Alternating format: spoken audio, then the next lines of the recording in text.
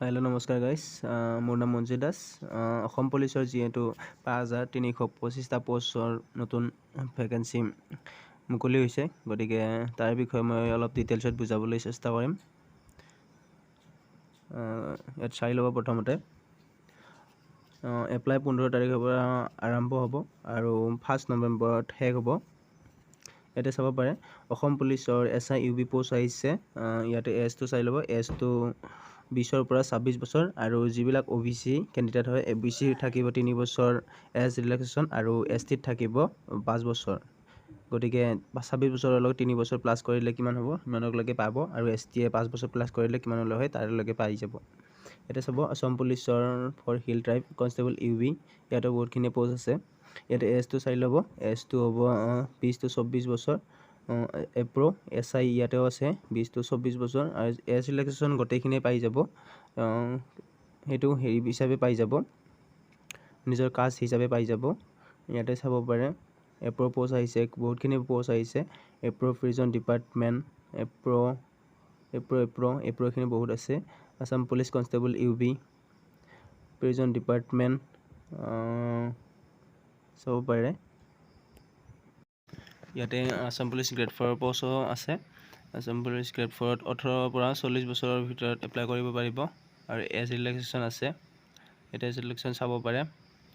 OBC কাৰণে 3 বছৰ, SC কাৰণে 5 বছৰ, ST কাৰণে 5 বছৰ, ST হিলছৰ কাৰণে 5 বছৰ। ইয়াতে এডুকেশ্যন কোৱালিফিকেশ্যনটো চাব পাৰিব।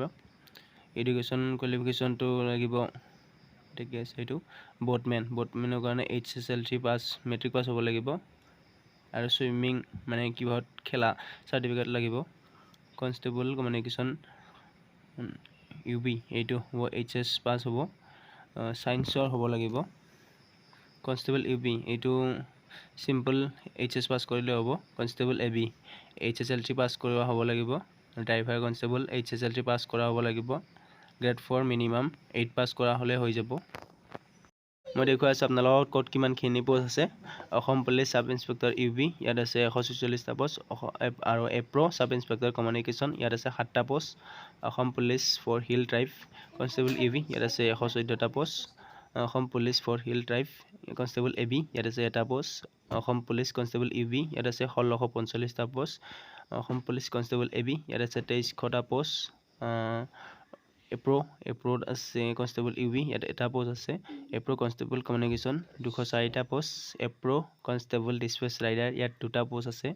এপ্ৰ' কনষ্টেবল মেছেঞ্জাৰ, ইয়াতো 2টা পোষ্ট। এপ্ৰ' কনষ্টেবল কাৰ্পেণ্টাৰ, ইয়াতো 2টা পোষ্ট আছে।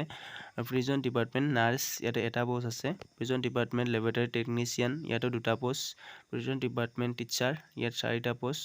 প্ৰিজন ডিপাৰ্টমেণ্ট ক্ৰাফ্ট ইনষ্ট্ৰাক্টৰ, ইয়াত 2টা post. Prison department tractor operator, ইয়াত 1টা post. Assam police driver constable, ইয়াত আছে 654টা পোষ্ট। অসম পুলিচ বোটমেন, ইয়াত আছে 58টা পোষ্ট। অসম পুলিচ গ্ৰেড 4 ত আছে 54টা পোষ্ট। অসম পুলিচ চাফাই কৰ্মচাৰী, ইয়াত আছে 30টা পোষ্ট। প্ৰিজন ডিপাৰ্টমেণ্ট চাফাই কৰ্মচাৰী, ইয়াত 2টা post. Director of forensic science, ইয়াত আছে চুইপাৰ পোষ্ট, 3টা পোষ্ট আছে। চিভিল ডিফেন্স হোমগাৰ্ড হাৱেলদাৰ, ইয়াত 2টা পোষ্ট আছে। ষ্টাৰ্ট 15 তাৰিখৰ পৰা হ'ব আৰু 1 নৱেম্বৰত শেষ হ'ব। আৰু নতুন জব ইনফৰমেশ্যন পাবলৈ মোৰ চেনেলটো ছাবস্ক্ৰাইব কৰি ল'ব। যিসকলে নতুনকৈ আহিছে ছাবস্ক্ৰাইব কৰি ল'বা।